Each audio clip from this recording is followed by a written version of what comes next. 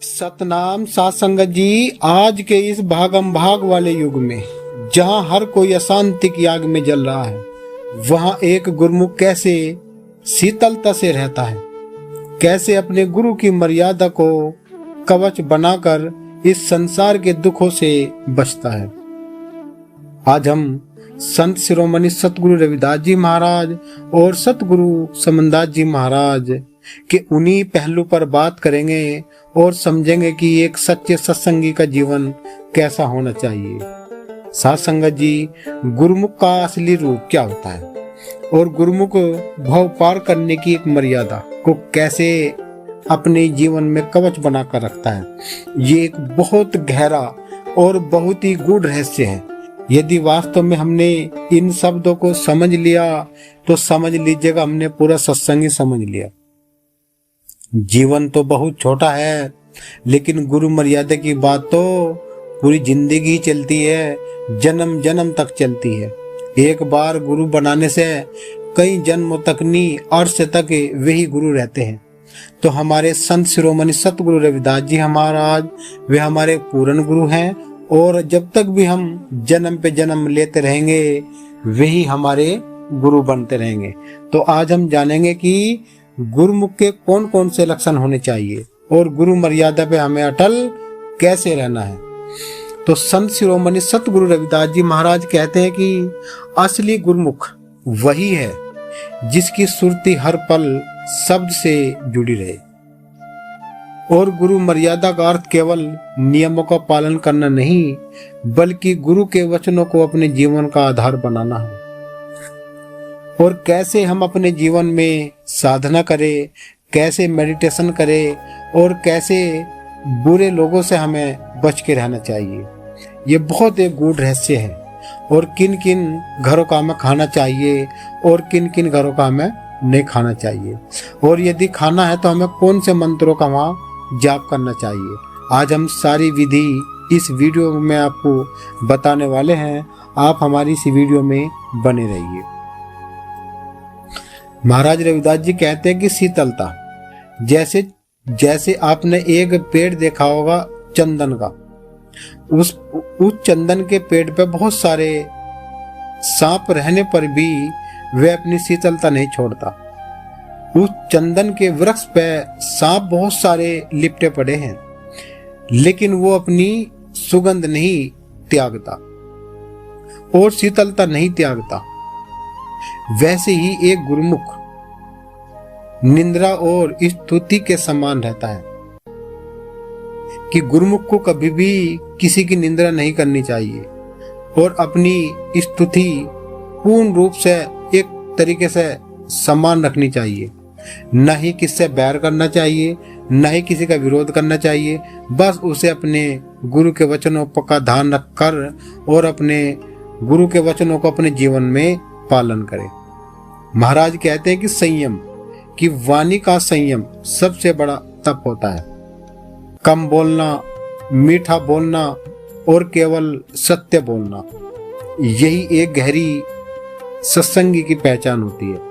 यही एक सच्चे गुरुमुख की पहचान होती है। यदि हमने ये शब्द आज वास्तव में जान लिए तो आज हमें सत्संग समझ में आ जाएगा।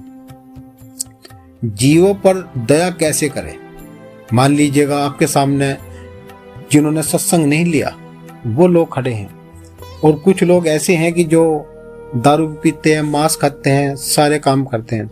उन लोगों के बीच में हमें कैसे रहना चाहिए, आइए ये भी समझ लेते हैं। सतगुरु समनदास जी महाराज अक्सर कहते हैं कि सब जीवों पर दया करो, किसी का दिल न दुखाओ, क्योंकि हर घट में वही सतनाम निवास करता है। एक गुरुमुख के हृदय में बैर भाव कोई स्थान नहीं होता, ये हकीकत बात है। गुरुमुख के हृदय में बैर भाव के लिए कोई स्थान नहीं होता। वह जानता है कि अगर उसने किसी जीव को दुखाया तो उसने अपने गुरु को दुखाया है। सद्भावना वही है जो उसे समझ लेगा, और सच्चाई का वह बीज है जिसे वह सुख, समृद्धि और फल प्राप्त होता है। जिस गुरुमुख के अंदर सद्भावना आ गया, प्रेम आ गया और दूसरों का दिल खुश करने का उस पर जुगत आ गई, वही शब्द बोलो जिससे दूसरों के घाव भरते हो। ऐसे शब्द मत बोलो जो किसी के घाव कुरेद जाते हो। महाराज रविदास जी ने बताया है कि यदि हम किसी के घर जाएं और वहां हमें कैसा पालन करना चाहिए, आज हम उस विषय पे भी बात करेंगे।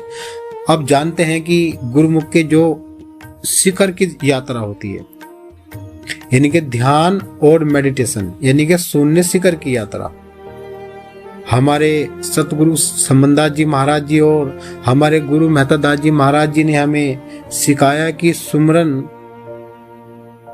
सुमरन वो एक हथियार है कि जब हम उस हथियार को अपने पास रखते हैं तो हम किसी से भी मुकाबला कर सकते हैं। और यदि हमारे हथियार ठुंटे पड़े हैं कि हमने सत्संग ले तो लिया पर वो कहीं ठाक रखा, यदि हम उस सत्संग को लेकर अपने हृदय में समाहित करें तो हमारा कर्म बन जाएगा। बताया जाता है कि हमारे मेहता दास जी महाराज ने बताया कि सत्संग हमें सिखाता है कि सुमरन में यह मन पागल हाथी की तरह है। यदि हम इस मन को सुमरन में लगाएंगे तो वो हाथी भी कंट्रोल हो जाएगा। और जैसे आपने हाथी देखा, वो बिना लगाम के भागा फिर जाएगा, तो ऐसे ही इस मन को हाथी का समान इस मन को बताया है। तो इसे जो है साधना से ही इसको कंट्रोल किया जा सकता है। बताया जाता है कि प्रतिदिन अमृत वेले सुबह जल्दी उठो, उठकर उस शून्य शिखर पर ध्यान लगाओ जो तुम्हारे लिए अनिवार्य है। विधि, जब आप अपनी आंखें बंद करें, उस अनहद नाद को सुने, उस अनहद नाद को सुनने की कोशिश करें तो संसार की सारी चिंताएं धूल की तरह उड़ जाती है। यही वह समय है जब आप अपनी आत्मा को परमात्मा से जोड़ते हैं। वही शब्द है जब हम ध्यान लगाते हैं और ध्यान लगाते समय जो विचार हमारे आसपास में आ जाते हैं, सभी के पास आते हैं, उन विचारों से हम कैसे जीतें और अपने गुरु के वचनों पर ध्यान हम कैसे लगाएं, उन विचारों को आप आने दे जाने दे, कोई दिक्कत नहीं है। बस अपनी सांसों पर ध्यान दे, सुमरन करे, सांस को ऊपर खींचे फिर धीरे से नीचे वो छोड़े। और जो मंत्र आपको गुरु महाराज ने बताया है उस मंत्र का आप हमेशा जाप करते रहिए।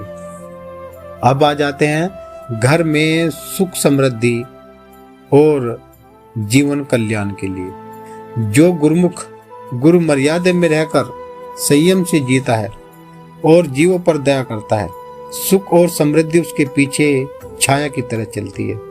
उसे मांगने की जरूरत नहीं पड़ती क्योंकि घर में नाम का भंडार भरा रहता है। यही तो उस सत्संग की महिमा है संगत जी। जब हम दूसरों पर दया करेंगे, प्रत्येक जीव में एक समान समझेंगे उसको, तो हमारे घर में सुख समृद्धि जैसे परछाई रहती है, ऐसे पीछे पीछे सुख समृद्धि भी आ जाएगी। महाराज जी का बताया महाराज जी ने कि आइए हम उस प्रण ले कि हम केवल नाम के सत्संगी नहीं बनेंगे बल्कि कर्म के गुरुमुख बनेंगे। अपने गुरु की मर्यादा न छोड़े क्योंकि मर्यादा ही वह नाव है जो हमें इस भव सागर से पार ले जाती है। साथ संगत जी, ये तो आप समझते ही है कि ये संसार भव सागर है। इस संसार से पार उतरने के लिए हमें एक सतगुरु के नाम की जरूरत है। जब वो नाम हमारे पास आ जाएगा तो हमें इस संसार की किसी वस्तु का भी जरा सा भी दिल में स्थान नहीं मिलने का, क्योंकि ये संसार की चीजें छूट जाएगी, लेकिन नाम तो संगत जी हमेशा रहने वाला है। आपने कभी अपने जीवन में बहुत सारे अनुभव किए होंगे, सतगुरु रविदास जी महाराज जी के, सतगुरु समदास जी महाराज जी के। वे एक अखंड ऐसी सत्ता है जिसका आज तक कोई खंडन नहीं हुआ। वो एक सतगुरु है। सतगुरु ऐसे हैं, वो सभी जीवों पर एक समान दया करते हैं। उनके पास कोई जात बिरादरी नहीं है। वो एक सतगुरु पूरे संसार के सतगुरु है। संगत जी, जो साधु या जो महात्मा या जो संत लोभी होगा, लालची होगा, द्वेष भावना रखता होगा, ईर्ष्या चुगली निंद्रा में फंसा रहेगा, उसके पास नाम की कमाई नहीं मिलने की। जो साधु या जो संगत, आज समनदास जी महाराज ने ऐसी ऐसी संगत अपने चरणों में लगा रखी है जो सद्य भेष में भी एक महात्मा का काम करता है, जिसके पास वो अनुभव दरसता है, जिसके पास वो ज्ञान होता है गुरु का दिया हुआ, क्योंकि गुरु ही इस जीव को चेतन करता है। गुरु के बिना इस जीव को कोई चेतन नहीं कर सकता। गुरु ही वो पावर है जब वो शिष्य को खड़ा करता है, और जब शिष्य खड़ा हो जाता है तो वो उड़ने लगता है, गुरु मर्यादा को भूल जाता है, गुरु मर्यादा को उल्लंघन करने लगता है। तो ऐसे में मैं आपको छोटी सी एक बात बता देता हूँ। देखिए, सभी के घर में छोटे बालक होते हैं। जब वो छोटा बालक होता है तो तुत ला के गाली देता है, तो माता पिता उसकी गाली को बड़े ही आदर से स्वीकार करते हैं। और जब वो बालक थोड़ा और बड़ा हो जाता है तो वो जब चलना सीखता है तो वो किसी का लात भी मार देता है, और अपने पिता की, अपनी माँ की छत्ती में भी लात मार देता है, मुंह पे भी लात मार देता है, मार भी देता है। तब भी उसका कोई गिला शिकवा नहीं है, और वे खुश होते हैं, माँ भी।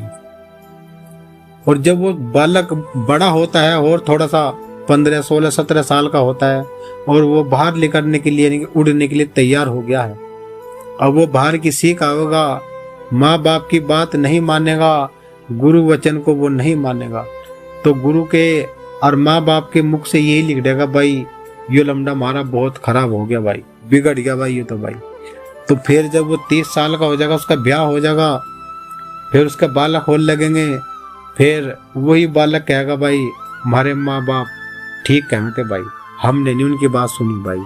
तो ऐसे ही संगत जी, माँ बाप फिर नहीं कहेंगे, बात तू तो बिरानी फिरेगा भाई। तो इसी आधार पर ही गुरु तब तक अपने शिष्य से प्यार करता है जब तक वो उसके वचनों पर रहता है, उसके नियम पर चलता है, और उसके वचनों को अपने हृदय में समाहित कर लेता है। तब तक ही गुरु और शिष्य का नाता है। जब चेला अपने मार्ग पर चलता है और गुरु का मार्ग अलग होता है, तो बताया है कि वहाँ गुरु मर्यादा नहीं है, वहाँ तो वो केवल जीव है, ना ही वो गुरुमुखी है और ना ही वो सत्संगी है। सत्संगी के सही नियम यदि हम जान ले, एक सत्संगी के क्या नियम होने चाहिए, जब हम सत्संग की बात करें, यानी कि सत्य की बात करें, यानी सत्य की संगत हमने जब ग्रहण कर ली, तो क्या रहा फिर किससे वाद विवाद करना। हमें तो अपनी सुरती अपने सतगुरु में लगानी है, जैसा कुछ करेगा सतगुरु करेगा। तो संगत जी, आप बिल्कुल भी निश्चिंत रहे और विश्वास ये रखे कि तुम्हारा सतगुरु तुम्हारे पास है। तुम्हें किसी से भी भय खाने की, डरने की कोई आवश्यकता ही नहीं है, क्योंकि एक सतगुरु तो तुम्हारे पास, तुम्हारे घट में व्यापक है। तो संगत जी, आप इस चीज को समझ लीजिएगा, अपने घर में ही सतगुरु रविदास महाराज जी का भजन सुमरन ना छोड़े, अपने बच्चों को बढ़िया पढ़ावे लिखावे और उन्हें विद्वान बनावे। यही एक सत्संगी के असली और सभ्यता के नियम होते हैं। तो ये वीडियो हमारी आपको कैसी लगी? यदि आपको ये वीडियो दिल छूने वाली लगी हो तो आप हमारे इस चैनल पे एक कमेंट में जय गुरु रविदास फूल के समान अर्पित कर दीजिएगा। और यदि आपको गुरु महाराज जी की कथा सुननी है, सत्संग सुनना है, तो आप हमारे इस YouTube चैनल को सब्सक्राइब कर लीजिएगा। और यदि आपको 2-4 लोगों को ये वीडियो शेयर करनी पड़ जा, तो दूसरे भी इस ज्ञान से लाभान्वित हो सकते हैं, तो भी तुम पे गुरु महाराज दया करेंगे, क्योंकि आप तिरे औरों की तिरावे।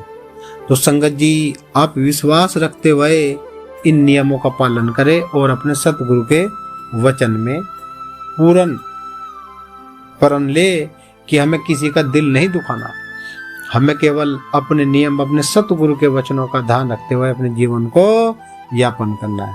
तो वीडियो को यहीं समापन करेंगे। साथ संगत जी एक जयकारा लगाएंगे सभी मिलजुल करी।